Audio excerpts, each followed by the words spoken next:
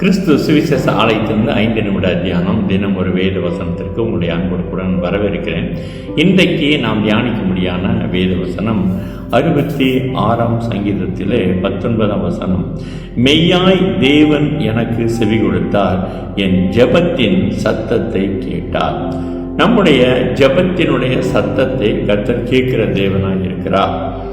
நாம் ஜெபிக்கிற பொழுது ஜெபத்தினுடைய சத்தத்தை கேட்கிற தேவனுக்கு ஸ்தோத்திரம் உண்டாவதாக.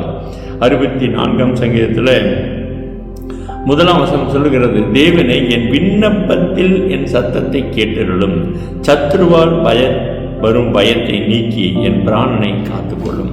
அப்ப நம்ம கூப்பிடுகிற ஒவ்வொரு ஜெபத்தினுடைய சத்தத்தை கர்த்தர் கேட்கிறார். சில வேளைகளில் நாம் கூப்பிடுகிற சத்தம் அபயம் எடுக்கிறதை போல சத்தமாய், ஆண்டவரே எனக்கு உதவி செய்ய என்று கேட்கிற சத்தமாய் இருக்கும். சில வேளைகளிலே கெஞ்சுதலாக இருக்கும்.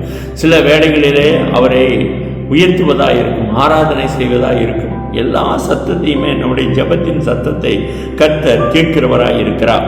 77ஆம் சங்கீதத்தில் 1ஆம் வசனம் சொல்லுகிறது, நான் தேவனை நோக்கி என் சத்தத்தை உயர்த்தி கெஞ்சினேன், என் சத்தத்தை தேவனிடத்தில் உயர்த்தினேன், அவர் எனக்கு செவி கொடுத்தார். ஆமென். அப்ப நம்முடைய சூழ்நிலைகளுக்கு ஏற்றவாறு நம்முடைய சத்தம் வருகிறதை அறிந்திருக்கிறோம். ஆமென். அந்த சத்தத்திற்கு தேவனை கர்த்தர் செவி கொடுக்கிறவராக இருக்கிறார். 120ஆம் சங்கீதத்தில் 1ஆம் வசனம் சொல்லுகிறது, என் நெருக்கத்திலே கர்த்தரை நோக்கி கூப்பிட்டேன், அவர் எனக்கு செவி கொடுத்தார். நாம் கூப்பிடுகிற ஒவ்வொரு குரலுக்கும் தேவனை கர்த்தர் செவி சாய்க்கிறவராக இருக்கிறார். அவர் நம்மை தம்முடைய பாதையிலே நடத்தும்படியாக அவரை நோக்கி நாம் கூப்பிடுகிறோம். எனவே ஒவ்வொரு நாளும் நம்முடைய தேவைகளுக்கு ஏற்ற வண்ணமாக நாம் முடியாத பட்சத்தில், எனக்கு உதவி வேண்டும் என்று கேட்கிற பட்சத்தில் தேவனை கர்த்தர் நமக்கு உதவி செய்யக்கூடிய நல்ல ஆண்டவராய் இருக்கிறார். ஆமென். 31ஆம் சங்கீதத்தில் 2ஆம் வசனம் சொல்லுகிறது, நீர் எனக்கு செவி சாய்த்து சீக்கிரமாய் என்னை தப்புவியும், நீர் எனக்கு பலத்த துருகும், எனக்கு அடைக்கலமான அரணமாயிருக்கும். தாவீது இப்படியாய் கூப்பிடுகிற பொழுது அவருடைய சூழ்நிலைகளிலே, அவருடைய ஆபத்துகளிலே அவர் கர்த்தரை நோக்கி கூப்பிடுகிறார். சில நாட்களில் நாம் மனிதரை கூப்பிட்டு நோக்கி கூப்பிடுவோம். ஆனால் மனிதர்கள் அவருடைய செவிகளை சாய்க்க மாட்டார்கள், சத்தத்தை கேளாமல் போய்விடுவார்கள். ஆனால் கர்த்தரோ நம்முடைய கூப்பிடுதலுக்கு செவி கொடுக்கிற தேவனாய் இருக்கிறார். 4ஆம் சங்கீதத்தில் 1ஆம் வசனம் சொல்லுகிறது, என் நீதியின் தேவனே, நான் கூப்பிடுகையில் எனக்கு செவிகொடும், நெருக்கத்தில் இருந்த எனக்கு விசாலம் உண்டாக்கினேன், எனக்கு இறங்கி என் விண்ணப்பத்தை கேட்டருளும். என்னுடைய விண்ணப்பத்தின் சத்தத்தை கேட்க வேண்டும் என்று சொல்லித்தான் கர்த்தரை நோக்கி நாம் கூப்பிடுகிறோம். அப்படி கூப்பிடுகிற போது கர்த்தர் நிச்சயமாக பதிலளிக்கக்கூடிய நல்ல ஆண்டவராய் இருக்கிறார். யோபு இப்படியா சொல்லுகிறார். 9ஆம் அதிகாரம் 16ஆம் வசனத்தில் இப்படி சொல்லுகிறார், நான் கெஞ்ச அவர் எனக்கு உத்தரவு அருளினாலும் அவர் என் விண்ணப்பத்திற்கு செவி கொடுத்தார் என்று நம்புவேன். ஆமென். அப்ப யோபுனுடைய நிலைமையை நாம் அறிந்திருக்கிறோம். யோபுனுடைய எல்லா சூழ்நிலைகளிலும் கர்த்தரை விட்டு பிரியாதபடி தன்னை காத்து கொண்டார். அந்த விண்ணப்பத்தினுடைய சத்தத்தை அவர் கேட்டபடியினாலே கர்த்தர் அவரை நடத்தினார் என்பதை நாம் பார்க்கலாம். ஆமென். அல்லேலூயா.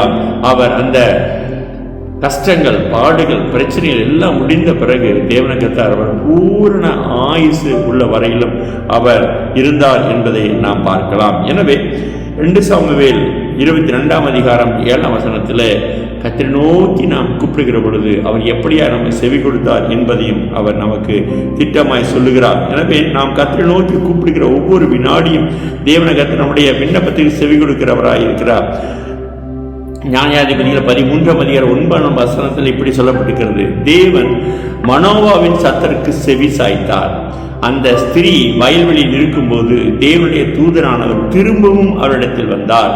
அப்பொழுது அவள் புருஷனாகிய மனாவோ அவளோடு கூட இருக்கவில்லை. மனாவனுடைய சத்தத்தை தேவனை கர்த்தர் அவர் இறங்கி வந்து மறுபடியுமாய் அவர்களை சந்தித்து தான் வைத்திருந்த தீர்மானத்தை அவர்களுக்கு தெரிவித்தார். ஆகாருடைய கூப்பிடுதலை ஆதியாக 30ஆம் அதிகாரம் 17ஆம் வசனத்திலே நாம் வாசிக்கலாம். அவர் எப்படியாக செவி கொடுத்தார், அந்த அவருடைய கூப்பிடுதலுக்கு எப்படி செவி கொடுத்தார் என்பதையும் பார்க்கலாம். ஆதியாக 30ஆம் அதிகாரம் 17ஆம் வசனத்திலே தேவன் லேயாளுக்கு செவி கொடுத்தார். அவள் கட்டுவதியாகி யாக்கோபுக்கு 5 குமாரரை பெற்றாள் என்பதை நாம் இங்கே பார்க்கலாம். லேயாளுக்கு கர்த்தர் செவி கொடுத்தார். தேவனாகிய கர்த்தர் ஆகாருக்கு செவி கொடுத்தார். தாவீதுடைய சத்தத்துக்கு செவி கொடுத்தார். நம்முடைய சத்தத்துக்கும் தேவன் நிச்சயமாக பதிலளிப்பார். நம்முடைய சத்தத்தை கேட்பார். விண்ணப்பத்தின் சத்தத்தை கர்த்தர் கேட்கிறார் இருக்கிறார். ஜெபிக்கலாமா?